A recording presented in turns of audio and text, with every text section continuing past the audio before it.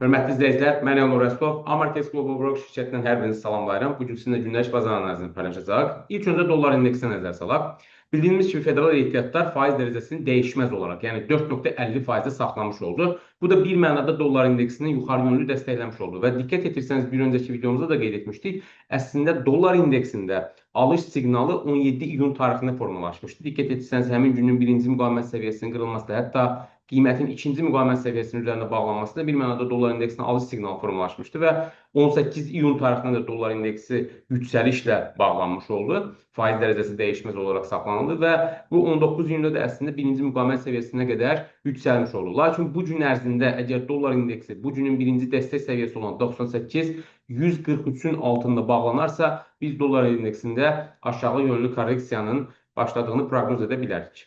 Hörmətli izləyicilər, bir digər maliyyə avro-dollar valyuta cütlüyüdür. Avro-dollar valyuta cütlüyünə diqqət etirsəniz, 17 iyun tarixində başlayan satış siqnalı bir mənada 18 və 19 iyun tarixində davam etmiş oldu.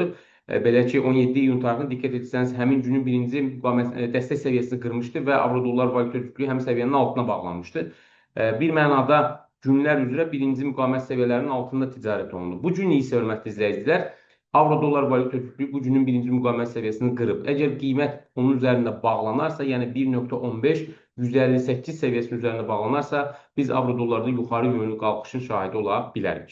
Hörmətli izləyicilər, bir digər maliyyə GBP-USD valyuta cütlüyüdür. GBP-USD valyuta cütlüyünə də 17 iyun tarixində yaranmış satış siqnalı 18 və 19 iyun tarixində davam edib. Və İngiltərə Mərkəzi Bankı da eyni zamanda faiz dərəcəsini dəyişməz olaraq saxladı. 4,25-də saxlamış oldu. Bu da bir mənada funta yuxarı yönlü dəstək vermiş oldu və funt 19 iyun tarixində həmin günün birinci müqavimət səviyyəsini qırdı və onun üzərində bağlandı. Gün ərzində əgər GBP-USD birinci dəstək səviyyəsi olan, bu günün birinci dəstək səviyyəsi olan 1,34-107 səviyyəsinin altında bağlanmazsa, biz GBP-USD valyuta cütlüyündə qalxışın şahidi ola bilərik. Hörmətli izləyicilər, bir digər maliyyətimiz qızıldır.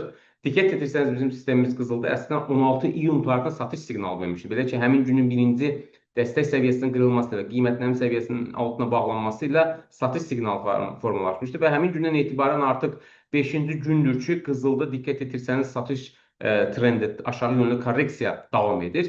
Və təbii ki, qızılın aşağı yönlü korreksiyasının başlı səbəbi bir mənada retail traderların əksəriyyətinin İsrail-İran müharibəsindən dolayı qızılda alış pozisiyası açmasıdır ki, əslində makro traderlər də bir mənada bu pozisiyaların əksinə trade edirlər.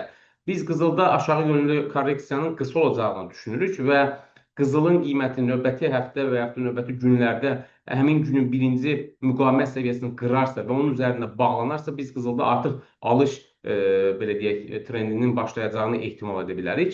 Və nə qədər ki, qızıl günlər üzrə bu günün birinci müqavimət səviyyəsi olan 3389 dollar səviyyəsinin altına bağlanarsa, biz hələlik qızılda aşağı yönlü korreksiyanın davam edəcəyini proqnoz edə bilərik. Hörmətli izləyicilər, bir digər maliyyətimiz Brent markalı neftdir.